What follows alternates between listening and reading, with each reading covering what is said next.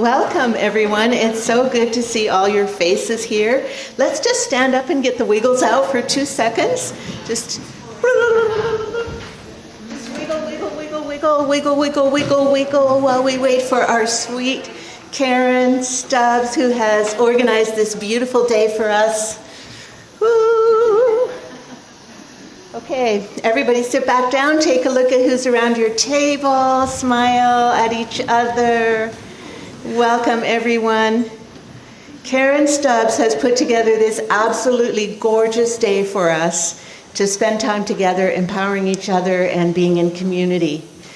She is a survivor turned thriver. She's a woman who has transformed deep pain into radiant purpose. After healing from an abusive first marriage and navigating her own breast cancer journey, she committed herself to a path of personal growth, inner liberation, and self-empowerment. And throughout all the years of courageous healing and reflection, she uncovered a wisdom that was hidden within her own wounds, and now she wants to share her story with others. And so today she is a joy gardener. She's on a mission to bring more joy to the world through women's gatherings, transformational workshops like this one, community connection, and the healing power of laughter. She is a passionate advocate for laughter yoga, and we're going to be experiencing some of that with her. She loves sharing simple tools that help people shift from stress and fear into greater freedom and resilience and joy. She's been a Moscow resident for 40 years, over 40 years. And she had a successful career in real estate together with her husband, Dale. And she's been a local real estate investor and a caretaker of historic buildings. She is a curious soul with a deep love of humanity, culture, as well as the natural world. She's traveled to more than 50 countries. And that's part of what she's bringing to us today, is what she's learned through all those travels and all that inner work that she's been doing. She lives in her dream house on Moscow Mountain, and there she is cultivating her own life of joy and helping others do the same. Please welcome Karen Stubbs.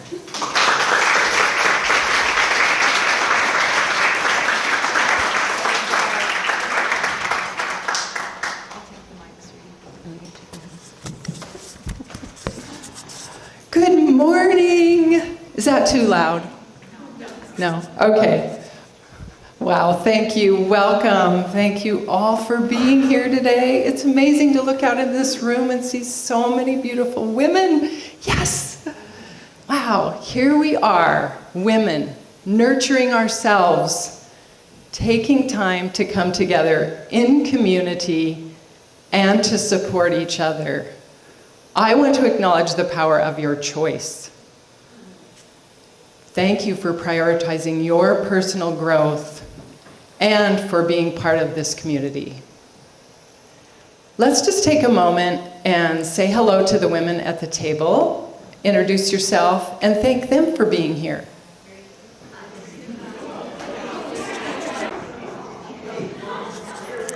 Okay, I can get rid of the screen since my computer wouldn't work this morning.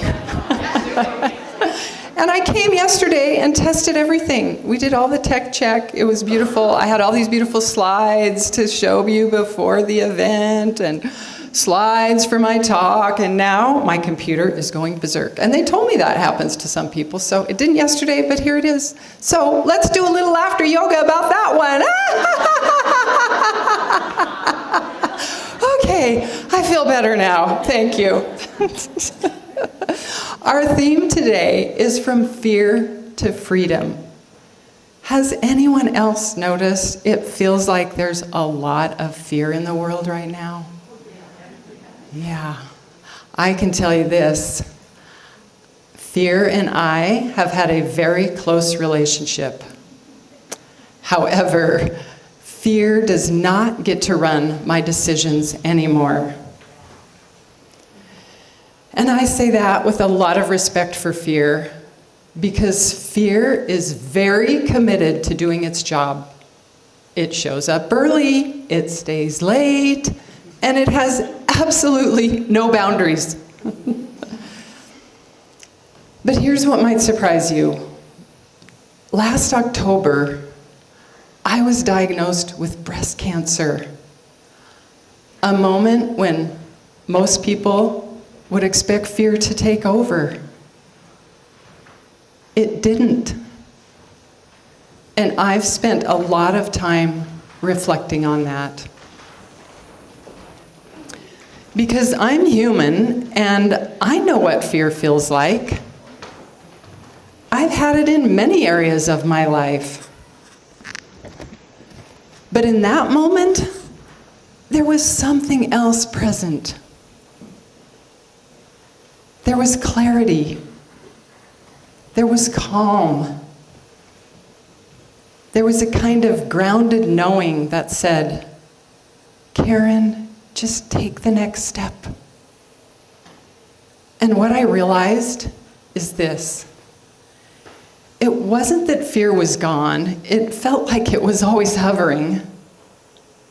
It was that I had learned over time, and from a class that I had just taught, not to let fear run the show. I had practiced listening to a quieter voice, a steadier one that didn't shout, oh my God, what if I die of cancer? Or what if I have to do chemo? But instead, the voice whispered, you are here. You have done hard things. You can do this. Just take the next step. And maybe you've felt that too in moments when life asks something big of you. Because fear isn't the problem. Fear is a signal. Sometimes a very dramatic one, right? But it doesn't have to be the decision maker. And that's what today is about. Not eliminating fear, but changing our relationship with it. Learning how to meet it, listen to it, and then choose consciously what voice we want to follow. Because when you do that, we begin to move from fear to freedom. Freedom to question our automatic negative thoughts. See those guys on your table? Those are ants. Today, we are going to kill them.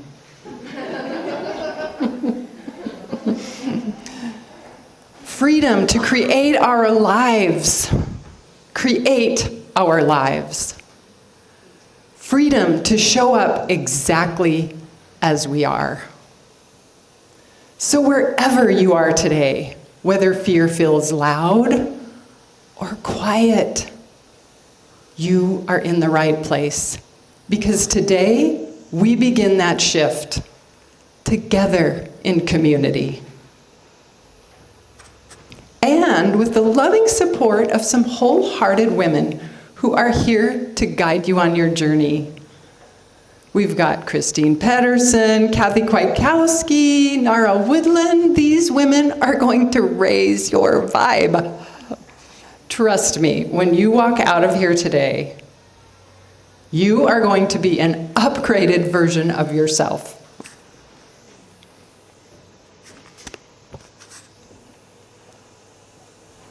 Some of you were here last year. It's so great to see you again. Last year at this event, we focused on healing trauma, and this year we're focusing on finding freedom in the midst of chaos. As I mentioned, I faced some real challenges this past year. The biggest one was finding out I had breast cancer. I just want to start by saying, breast cancer was not on my vision board. I checked. Nowhere between travel to South America and paint more mandala stones did I write, learn oncology vocabulary. But life served me lessons to learn anyway. And I'd like to share my journey, but I want to start by asking, is it okay if I talk about breasts and boobs? Oh, yeah. We all have them. Well, wait, I only have one. And maybe some of you have had breast cancer, but somebody in our culture made boobs a dirty word, so I want to be respectful. This is when I'm supposed to turn off the screen. My journey starts with a longing to have a voice and make a difference in the world. After 15 years of retirement, I'm looking for a path to more meaning and purpose. At a Joe Dispenza event in Cancun, I meet Monique, and she becomes my mentor. It was during her speaking class that I connect with my deep longing to help women, and I decide to organize Empower Her. So last year we offered a free event, and 40 women showed up. It was awesome. Some of you came back for more. Yippee! Yes, we're on a roll. Well, then what? Monique nudges me, use your voice, offer a class. So I decide to teach what I've been working on my whole life, how to manage my thoughts and emotions. So I offer a class about conscious programming where we try to tap into our subconscious and our patterns that we have from our past. We do laughter yoga, joy exercises, and we learn emotional shifting tools designed to help when we're facing challenges. Well, right about that time that class ends, I feel this lump in my breast. Oh no, how am I going to respond to this? I reach out to my primary care doc, I get the mammogram and the ultrasound, and then, sure enough, the radiologist looks at me and says, Karen, you need to have a biopsy. And if I were you, even if this isn't cancer, I would have that thing cut out. What? Oh, that sounds scary. Now, the juicy part. I have one of the most profound moments of my life. I drive away from Gritman Hospital. I get a couple blocks down the road, and I start spontaneously busting out into full-on belly laughter. Like, hanging onto the wheel, I'm like, oh my gosh, I'm just laughing. My body's vibrating. I'm just driving down the road and going, what's going on? I take some deep breaths and I reflect, and I'm like, what just happened here? And then I realize I've programmed my brain to laugh instead of panic in fear. Woo-hoo. Yes. And I think about women that I've read about who had to have a biopsy and cowered in fear for days, only to find out they didn't have breast cancer. I decide I will not be one of them. I will wait and see.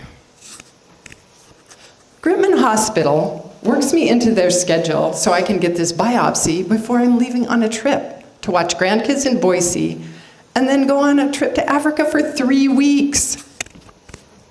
My goodness, it takes a whole week to get a pathology report. I'm in Boise by then and just had lunch with my daughter-in-law. As I'm leaving the restaurant, I look at my email, and there it is, a message from MyChart, Gritman's medical records. Oh my gosh, I'm about to find out if I have cancer. I walk to my car, I nestle in, I take a breath and go inward. How am I going to respond? I'm about to find out if I have cancer. Okay, if it's not cancer, great, but what if it is? My head spins, random thoughts are bouncing off the walls. Well, what about the fact that some people say cancer's a gift? Would there be lessons and experiences that would open my heart? So many questions. Finally, I relax. And I decide, if I have cancer, I'm going to believe that it's going to bring me gifts and I'm going to embrace the journey. And then I opened up my chart. Oh, there it is. DCIS breast cancer, non-invasive, stage 0. What does that mean? Sounds like it's better than stage 4. Well, it is what it is. Wait, I'm leaving for Africa in 3 days. That only gives me Monday to schedule doctor's appointments. Should I cancel my trip? No, that would be fear. I'm not doing that. I take the next step. I get appointments with several surgeons scheduled before I leave the country. 3 weeks fly by. I enjoy my beautiful trip to Africa and then arrive home to face my decision about a surgeon. I love the surgeon in Boise. She is a firecracker. She's an advocate for women's health at the Idaho legislature, and she has a program in Kenya where I just visited to help women get mammograms. I'm in her office. I lift up my top. She looks at my small breasts and says, I can take that one off in 1 hour. And you won't even need general anesthetic. I'm like, really? Okay, sign me up. So I have my right breast removed on December 2nd. Piece of cake. Can't say I have any real pain. Could have been that 5-day nerve block. My husband is so sweet. He stands by me as I face my new body. Ugh, there it is. The grief, the loss, the sadness. It's emotionally painful to lose a breast. I cry. I grieve. I am so sad. And then, my next big win. After I heal a bit, I look in the mirror at my naked torso, and all of a sudden, I see a face with a winking eye. Just like a winking eye emoji face. I have one round boob over here, and this side is a straight line scar. I think it's the funniest looking thing ever. Seriously, I could put eyelashes on this thing and it would look exactly like a winking eye. Add a little mascara, we'd be good to go. So now, when I look in the mirror in the morning at my naked torso, I laugh wholeheartedly. Automatic daily laughter yoga. I've labeled it a gift. And listen to this. Here is a list of the gifts so far from my cancer experience. Number 1, so much love from my family and friends. It was a beautiful, nurturing experience.